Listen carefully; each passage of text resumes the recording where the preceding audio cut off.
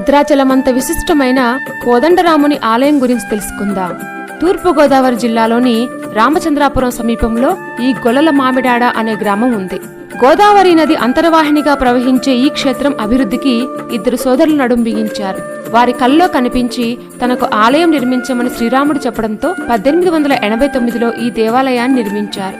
సీతారామ లక్ష్మణులు వారికి నమస్కరిస్తూ హనుమంతుడు గర్భాలయంలో మనకు దర్శనమిస్తారు. 100 ఏళ్ల చరిత్ర కలిగిన ఈ గొల్లల మామిడాడలో 160 అడుగుల ఎత్తు గోపురం కలిగిన రామాలయం, 100 ఏళ్లకు పైగా చరిత్ర కలిగిన సూర్య దేవాలయం ఇక్కడ ముఖ్యమైనవి. విశాలమైన ఆలయ ప్రాంగణం, పొడవైన ప్రాకారాలు, 9 అంతస్తులతో తూర్పు వైపున గాలిగోపురం, 200 అడుగుల ఎత్తులో పశ్చిమ గోపురం కనులవిందు చేస్తాయి. ఈ ఆలయంలో అద్దాల మందిరం మరో ప్రత్యేకత. ఆ అద్దాల్లో నుంచి అక్కడ కొలువైన శ్రీరాముని చూడటం మరొక అద్భుతం. మంటపం చుట్టూ ఉన్న గోడల మీద రామాయణ గాథ కళ్ళకు కట్టినట్టు కనిపిస్తుంది.